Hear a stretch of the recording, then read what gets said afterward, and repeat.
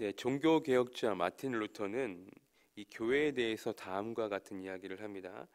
진정한 교회는 이 세상적인 눈으로 보면 참으로 누추하고 보잘것이 없다. 그러나 하나님 앞에서는 귀중하고 사랑스러우며 높은 평가를 받는다. 제사장 아론은 성전에 나올 때에 장식품을 걸친 화려한 외모로 향기를 풍기며 영광스럽게 나타났으나 그리스도는 가장 천하고 보잘것없는 모습으로 세상에 오셨다라고 이야기를 했습니다. 그렇습니다. 여러분, 진정한 교회는 인간의 모습으로 이 땅 가운데 오셔서 친히 낮아지셨던 주님의 사랑이 가득 넘치고 그러한 주님의 사랑을 실천할 수 있는 주님의 영광만 온전히 나타낼 수 있는 교회가 진정한 교회가 될 것입니다. 교회는 말 그대로 가르칠 교, 모일 회자를 써서 주님의 말씀을 가르치고 함께 배우며 깨닫고 또 실천하는 예수 그리스도를 주님이라고 고백하고 시인할 수 있는 믿음의 공동체입니다. 우리가 어제 사도행전의 말씀을 통해서 초대교회는 어떠했는지, 어떤 일들을 통해서 하나님의 영광을 드러냈는지 함께 잠깐 살펴보았었죠. 대표적으로는 섬기는 교회였죠. 무엇을 섬겼습니까? 하나님을 섬기고 믿음의 공동체를 섬기고 불신자들을 섬기는 그러한 교회의 모습이었습니다. 오늘은 이러한 초대교회 성도들의 그러한 삶을 통해서 우리가 본받아야 될, 우리가 거룩한 성도로서 어떻게 살아가야 될지 짧게 세 가지로 말씀을 나누어 보길 원합니다. 첫 번째, 초대교회 성도들은 말씀에 순종하는 성도였다라는 것입니다. 본문 42절을 보시면 그들이 사도의 가르침을 받았다라고 기록이 됩니다. 예루살렘 성도들은 사도들을 통해 하나님의 말씀을 듣고 배웠습니다. 디모데후서 3장 17절의 말씀을 새번역 성경에서는 이렇게 번역합니다. 성경은 하나님의 사람을 유능하게 하고 그에게 온갖 선한 일을 할 수 있게 합니다 라고 기록이 돼요. 하나님은 먼저는 순종하는 자에게 복을 주시는 분이십니다. 우리가 아무리 모르는 길이 나와도 내비게이션대로만 가면 목적지에 얼마든지 도착할 수 있습니다. 하지만 나 자신만 믿고 내가 길을 다 안다라고 내비게이션을 무시하고 내 생각대로 길을 가다가는 길을 헤매기 마련입니다. 요리도 마찬가지겠죠. 아무리 요리를 못하는 사람이라도 레시피에 있는 그대로만 한다면 맛을 낼 줄 압니다. 그리고 저도 대학교 학부 때에는 실용음악 피아노를 전공했기 때문에 제가 레슨을 꽤 많이 했거든요. 레슨도 마찬가지거든요. 배운 대로 하면은 실력이 꽤 늘어요. 하지만 거기에 자기의 생각을 첨가하고 자기의 느낌대로 자꾸 변형하고 가미하면은 실력이 늘질 않아요. 그런데 심지어 하나님의 말씀도 우리가 하나님의 말씀대로만 살면 뭐가 문제가 되겠습니까? 그렇죠? 지난주 수요일 담임 목사님을 통해서 우리가 말씀을 들었는데 그 설교 제목 기억나십니까? 말씀대로 살면 말씀대로 됩니다. 우리가 함께 말씀을 나누었었죠.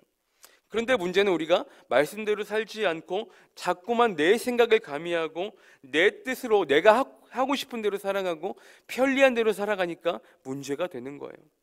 신앙은 결국 하나님께서 우리에게 주신 그 말씀이라는 그런 토대 위에 살아가는 것이 너무나 중요합니다. 구약 성경에 역대기에 보시면 요시야 왕으로 인한 그 부흥을 설명하는데 어느 날 요시야 왕은 여호와의 전에서 율법책을 발견했다라는 보고를 받게 돼요. 그런데 그 율법책에는 어떠한 내용이 있냐면 언약의 말씀으로 하나님의 말씀을 준행하지 않으면 반드시 심판이 있을 것이라는 내용이에요. 그때 이 훌다라는 여선지자가 하나님께서 그 말 그대로 시행하실 것이라고 확증을 해줍니다. 그때 이 요시야 왕은 어떻게 하냐? 모든 백성에게 그 하나님의 말씀을 들려주고 모든 백성이 있는 자리에서 함께 언약을 합니다. 성경은 이 사건을 이렇게 요약합니다. 역대하 34장 33절에 보시면 이와 같이 요시야가 이스라엘 자손에게 속한 모든 땅에서 가증한 것들을 다 제거하여 버리고 이스라엘의 모든 사람으로 그들의 하나님 여호와를 섬기게 하였으므로 요시야가 사는 날에 백성이 그들의 조상들의 하나님 여호와께 복종하고 떠나지 아니하였더라 라고 기록이 되거든요. 그러니까 성경에 나타난 하나님의 원리는 다 똑같다라는 거예요. 모든 부흥의 기초는 말씀의 회복과 순종이라는 것이죠. 구약의 호세아 선지자서를 비롯해서 요엘 선지자도 마찬가지고 많은 선지자들이 공통적으로 이야기한 것이 무엇입니까? 여호와께로 돌아가자. 여호와께로 돌아오라. 여호와께로 돌아가는 것, 말씀으로 돌아가는 것, 그것이 우리의 신앙의 기초가 되어야 한다는 것입니다. 그래서 우리는 그 말씀들을 항상 사모해야 합니다. 그 말씀들을 배우고 잘 따르고 순종하는 삶을 살아야 합니다. 어제도 말씀을 나누었지만 우리의 신앙은 듣는 신앙에서 그치는 것이 아니라 그 신앙을 가지고 깨닫는 신앙, 깨달았다면 행함까지 옮기는 신앙이 되어야 합니다. 두 번째로 거룩한 성도들로 살아가기 위해서는 기도에 힘쓰는 성도들이 되어야 합니다. 초대교회 성도들은 기도에 힘쓰는 성도들이었습니다. 본문 42절을 다시 보시면 그들이 사도의 가르침을 받아 서로 교제하고 떡을 떼며 오로지 기도하기를 힘썼다라고 그랬죠. 먼저는 말씀을 듣고 배우고 그 말씀에 순종하여 기도하기를 힘썼다라는 거예요. 한 번은 예수님께서 귀신을 내쫓으신 후에 제자들에게 이렇게 말씀하시거든요. 마가복음 9장 29절에 보시면 기도 외에 다른 것으로는 이러한 종류가 나갈 수 없느니라. 그러니까 결국 기도 없이는 할 수 있는 일이 없다라는 거예요. 그래서 우리는 늘 기도를 시작해서 기도로 마치는 삶을 살아야 합니다. 오늘도 하루의 첫 시간을 주님 앞에 구별되어서 이렇게 주님 앞에 나와서 기도하는 것처럼 우리의 오늘의 삶을 마무리하는 시점에서도 기도로 마무리하고 우리의 모든 삶 가운데 기도를 시작해서 기도로 마치는 삶을 우리들은 살아야 한다는 것이죠. 우리가 너무나 잘 알고 있는 데살로니가 전서 5장 16절에도 이렇게 기록되죠. 항상 기뻐하라, 쉬지 말고 기도하라, 범사에 감사하라. 초대교회 성도들은 사도들의 가르침을 받아 말씀에 순종하고 함께 기도할 때에 주변 사람들로부터 큰 모범이 되고 하나님의 영광을 나타내는 삶을 살았다라는 거예요. 오로지 기도하기를 힘썼다라는 것이죠. 마지막으로 거룩한 성도로 살아가기 위해선 마지막으로 사랑의 교제, 나눔에 힘써야 한다고 오늘 본문은 이야기합니다. 이들은 성전에 모이기만 힘쓴 것이 아니었어요. 서로의 집에서 떡을 떼며 교제하기에도 힘썼다라는 거예요. 여러분, 제가 사역했던 어떤 교회는 목장 모임을 어떻게 했냐면 저희 교회 같은 경우에는 이제 주일에 온 세대 예배를 드리기 때문에 예배가 끝난 이후에 다 함께 이제 목장 모임을 하지만 그 교회 같은 경우에는 목장 모임 보통 토요일쯤에 했던 것 같아요. 근데 그 목장 모임의 방침이 무엇이었냐면 웬만하면 특별한 일이 없으면 교회에서 목장 모임을 하지 않는 게 방침이었어요.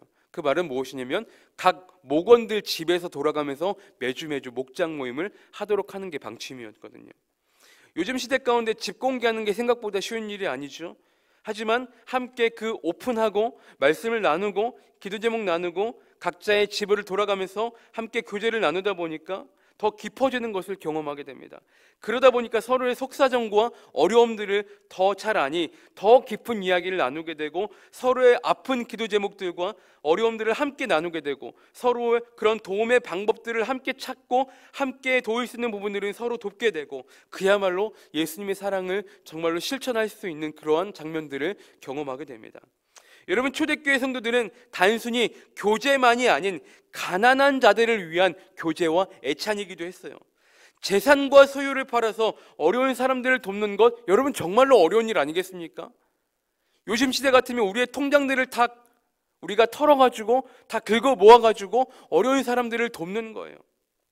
쉽게 말해 끼리끼리 당파를 짓지 않고 부자는 부자끼리, 가난한 사람은 가난한 사람끼리 이렇게 나누고 구분짓지 않았다라는 거예요. 날마다 마음을 같이하여 같은 마음, 같은 사랑을 가지고 주님의 사랑을 실천하고 주님을 높일 때에 구원받는 사람들이 날마다 늘어났다라는 것입니다. 그래서 주변 사람들 보기에도 칭찬받고 칭송받는 교회로 성장하게 됩니다. 여러분, 예수님이 생각해 보세요. 제자들에게 단순히 제자들을 모아놓고 말씀만 무작정 가르치신 것이 아니에요. 예수님은 먼저 그들을 섬기셨다라는 거예요. 그들의 발을 친히 닦아주셨고 그들을 먼저 사랑으로 끌어 안아주셨습니다. 행함으로 먼저 어떻게 살아가야 하는지, 어떻게 사역해야 되는지 예수님은 제자들을 모아놓고 친히 보여주시는 거예요. 여러분, 성경을 알고 배우는 거 너무 중요하죠? 하지만 그보다 더 먼저 해야 될 것은 주님의 사랑을 먼저 배우고 깨닫고 느끼고 우리도 먼저 그 사랑을 베풀고 실천하는 게 중요하다라는 것입니다. 어떻게 보면 그것이 주님의 말씀대로 살아가는 길이 되기 때문이에요. 하나님의 사랑을 경험한 사람이 그 사랑을 똑같이 전할 수 있는 것 아니겠습니까? 요한복음 13장 35절에 보시면 너희가 서로 사랑하면 이로써 모든 사람이 너희가 내 제자인 줄 알리라. 그러므로 우리 안에 먼저 믿음의 교제와 사랑이 넘쳐날 때 그 사랑 가지고 그 세상 가운데에 그 사랑을 전할 수가 있다라는 것입니다. 오늘 하루도 우리에게 주신 귀한 하루, 우리가 주님께 받은 그 사랑을 가지고 그 사랑을 나만 간직하는 것이 아니라 사랑의 교제를 내 주변 사람들과 이웃에게 나타내고 전할 수 있는 방법은 무엇인지 우리가 고민해보고 작은 것 하나라도 그 주님의 사랑을 실천할 수 있는 귀하고 복된 하루의 삶이 되시기를 주님의 이름으로 축복합니다. 하나님의 사랑은 함께 나누는 사랑입니다. 오늘 하루도 그 하나님의 사랑 함께 나누고 베풀며 살아갈 수 있는, 주님의 영광 드러낼 수 있는, 날마다 그리스도인의 흔적을 남기며 살아갈 수 있는 귀하고 복된 하루의 삶이 되시기를 주님의 이름으로 간절히 축원합니다.